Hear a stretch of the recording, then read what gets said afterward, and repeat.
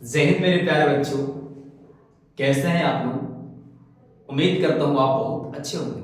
तो मेरे प्यारे बच्चों, आज जो है आपकी डिमांड पर फिर हम ला रहे हैं 10th क्लास फिजिक्स यानी साइंस एंड फिजिक्स को ऐसे धुरंधर सवाल जो एग्जाम 2024 में डायरेक्ट एग्जाम में क्या हुई बच्चों छपेगी। तो बच्चों क्या करें, इस वीडियो को बारीकी से देखें, एक एक पॉइंट को सुने, क्योंकि इस वीडियो में हम लिखने की कोशिश कम करेंगे और समझाने की कोशिश ज्यादा करेंगे। कहने का मतलब बच्चों कि जो भी पॉइंट हमारे नजर से है कि सवाल एग्जाम में छप सकती है, सवाल आ सकती है, वो सवाल को हम ऑब्जेक्टिव सवाल जो है कराने वाले हैं। तो बच्चों लेसन 1 और लेसन 2 के कुछ कुछ ऑब्जेक्टिव जो है कराया गया था, उस ऑब्जेक्टिव को फिर से मैं रिपीट करने की कोशिश कर रहा हूं। क्यों सर? क्योंकि आपको पता है कि रिवीजन में डिवीजन है।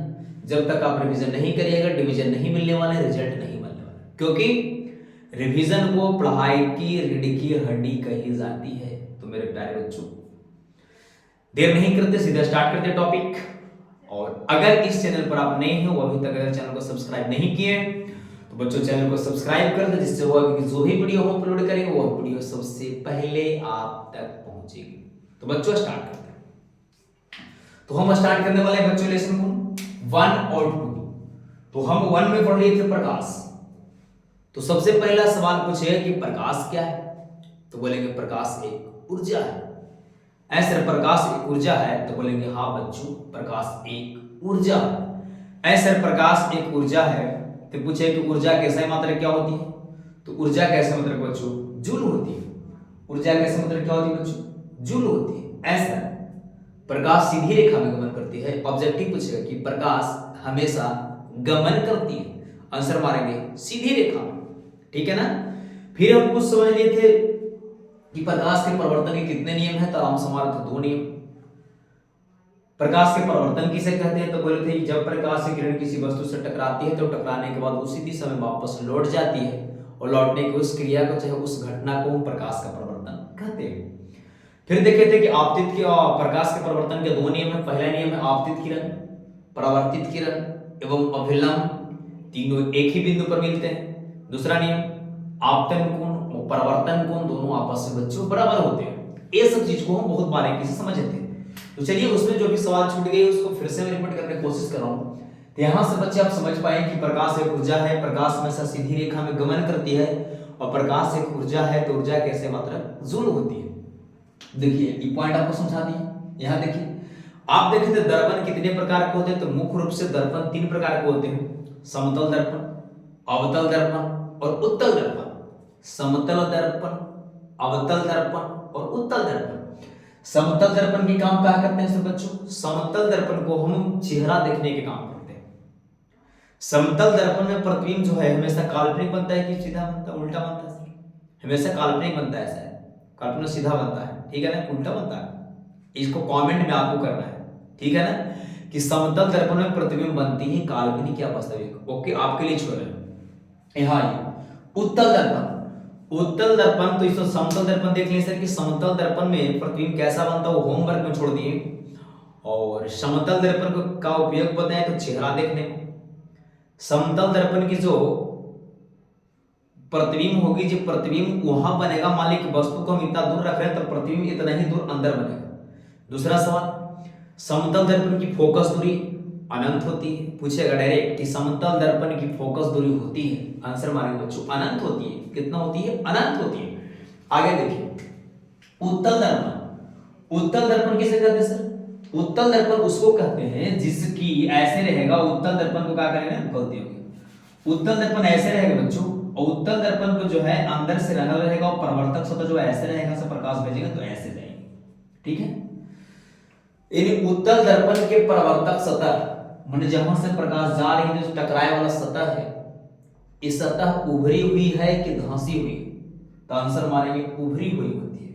सवाल क्या पूछा सर कि उत्तल दर्पण की परावर्तक सतह उभरी होती है कि धंसी होती है? आंसर मारेंगे उभरी होती है। उभरी माने उठी हुई होती है, ठीक है ना। उत्तल दर्पण में प्रतिबिंब जो है हमेशा काल्पनिक बनता है, और काल्पनिक माने सीधा कि उल्टा, हमेशा सीधा बनता है। समझ में आ रही बात है? उत्तल दर्पण का उपयोग कहां करते हैं? उत्तल दर्पण का उपयोग हम गाड़ी के साइड मिरर के रूप में करते हैं। पूछिएगा डायरेक्ट कि उत्तल दर्पण का उपयोग कहां किया जाता है? आंसर बोलेंगे साइड मिरर के रूप में उत्तल दर्पण का उपयोग किया जाता है। समझ पाए यहां तक? एक 2 नंबर पे सवाल पूछा है कि उत्तल दर्पण का उपयोग साइड मिरर में काहे करा जाता है?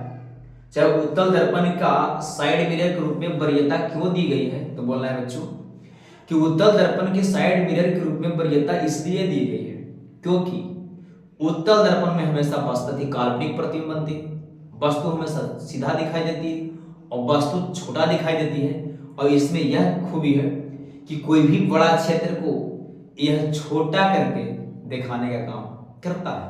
इसीलिए हम उत्तल दर्पण को पश्च माने पीछे देखने के लिए इस दर्पण का प्रयोग करते हैं। मेरे प्यारे बच्चों, उम्मीद करता हूं यहां तक बातें खूब बारीकी ढंग से आप समझ पा रहे हो।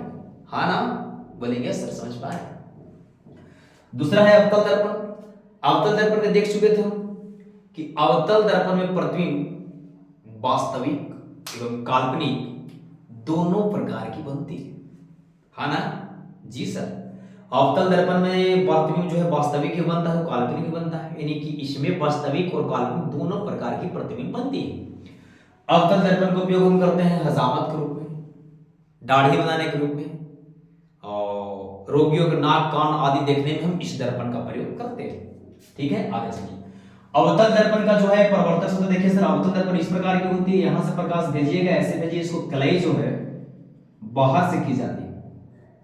जब यहां से भेजिएगा तो यहां टकरा के फोकस पर से रुकेगा, इसीलिए अवतल दर्पण को अभिसारी दर्पण भी कहा जाता है। अवतल दर्पण को अभिसारी दर्पण कहा जाता है, उत्तल दर्पण को अपसारी दर्पण कहा जाता है। ठीक है ना?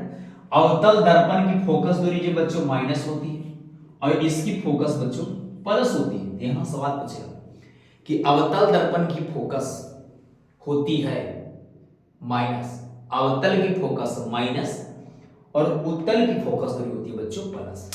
यहां तक बातें समझ पाए? यहां तक क्लियर हो गया? अब ये प्रकाश के पवर्तन। अगर पूछे कि प्रकाश के पवर्तन के कितने नियम हैं तो आंसर बताना है बच्चों 2 नियम है। प्रकाश के पवर्तन के कितने नियम? 2 नियम। ध्यान दीजिए, प्रकाश के पवर्तन के कारण चाहे वायुमंडलीय अपवर्तन के कारण तारे टिमटिमाते हैं, वायुमंडलीय अपवर्तन के कारण अगर कोई डोल देखोगे, ऐसे अगर डोल है जिसे हम बाल्टी बोलते हैं बच्चों, और इस बाल्टी के अगर इसमें पानी भरी हुई है तो इस बाल्टी में अगर पानी भरी तो इसको पेंदी जो है बच्चों आपको यहां दिखाई देगा, लगे कि पेंदिया जो है ऊपर आ गई है। तो सवाल पूछेगा कि पानी से भरी हुई बाल्टी की गहराई कम मालूम पड़ती है, क्यों? आंसर मारेंगे हम प्रकाश के अपवर्तन के कारण। दूसरा सवाल, पानी में डाली हुई छड़ी चाहे पानी में डाली हुई रड टेढ़ा दिखाई देता है, क्या है? पानी में डाली हुई छड़ी चाहे पानी में डाली गई रड मुड़ी हुई क्यों दिखाई देती है सर? आंसर मानेंगे हम प्रकाश के अपवर्तन के कारण। अगर डिटेल पढ़ना है तो डिटेल वाला वीडियो देखिए। यहां तक समझ पाए ना? अपवर्तन समझ में आया? प्रकाश के अपवर्तन किसे कहते हैं? बोले प्रकाश के अपवर्तन किसे कहते हैं? तो बोलना है कि जब प्रकाश की किरण एक माध्यम से दूसरे माध्यम में जाती है तो दूसरे माध्यम में उसकी दिशा में परिवर्तन हो जाती है, और परिवर्तन होने की उस क्रिया को हम प्रकाश का अपवर्तन कहते हैं। फिर से सुनिए, प्रकाश का अपवर्तन क्या है सर?